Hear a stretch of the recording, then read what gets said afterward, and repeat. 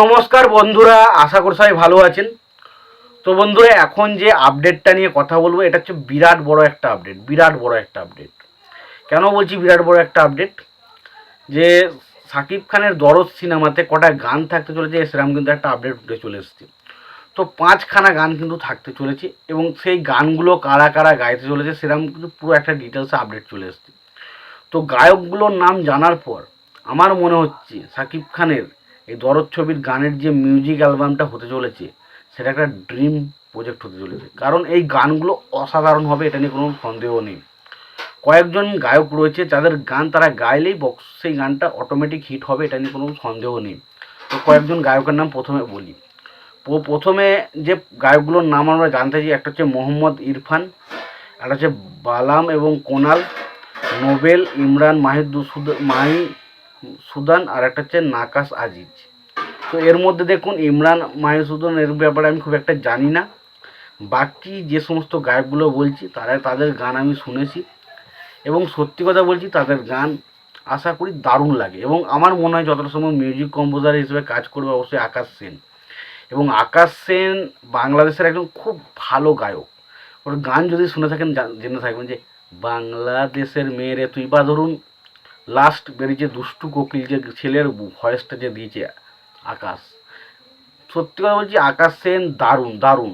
ঈদের যে কটা কুরবানি ঈদ গানটা শুনুন, বা ধরুন জিতের ঈদ ঈদ ঈদ এসছে, তো প্রত্যেকটা গান দারুণ।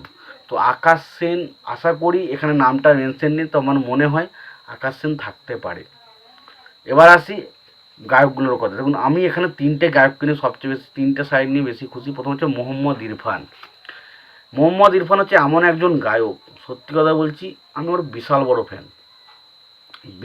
ফ্যান। তার কারণ বিগত কয়েক বছর আগেকার কথা বলছি, মোটামুটি 8-10 বছর আগেকার কথা, যখন সিনেমা রিলিজ করেছিল আমি শুধু চেয়েছি তোমায়, সেই সময় একটা গান ছিল দেখুন আমি শুধু চেয়ে, সেই মিউজিকটা শুনবেন এবং গানটা শুনবেন ফাটাফাটি। বা ধরুন হিন্দিতে দর্দ দিলো কে কম হো যাতে, আউটস্ট্যান্ডিং। মানে যে কটা গান গেয়েছিল মোহাম্মদ ইরফান, পুরো মানে মন ছুঁয়ে যাওয়ার মতো গান।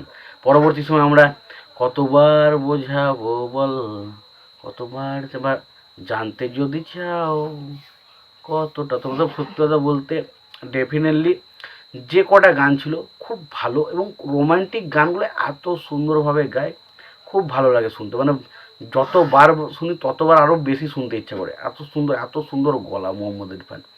তো আশা করা যায় মোহাম্মদ ইরফান যখন গানটা গাইবে ভাই সেটা রেকর্ড ক্রিয়েট করবে। আমার মনে হয় অনেক দিন পর আবার মোহাম্মদ ইরফানের গলায় গান শুনতে পাবো, এটা ভেবেই আমি একটা বিরাট খুশি।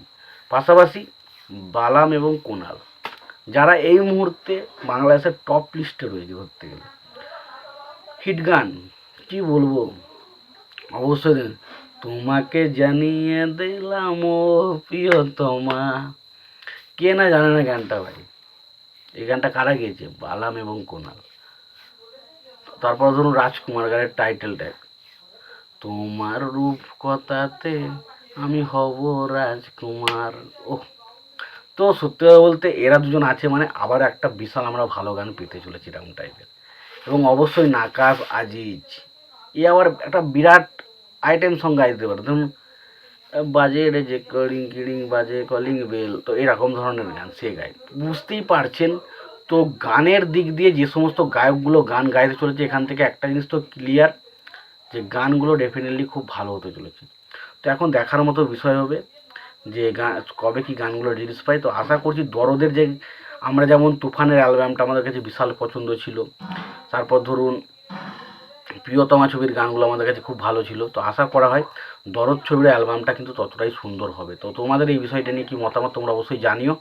আর তোমাদের যদি ভিডিওটি পছন্দ হয়ে থাকে অবশ্যই লাইক কমেন্ট শেয়ার করে দিও। চ্যানেলটা নতুন হয়ে থাকলে অবশ্যই চ্যানেল সাবস্ক্রাইব করে নিয়ে পাশে বেল আইকনটা অবশ্যই প্রেস করে দিও। ভালো থেকো, সুস্থ থেকো, দেখা হচ্ছে পরের ভিডিওতে।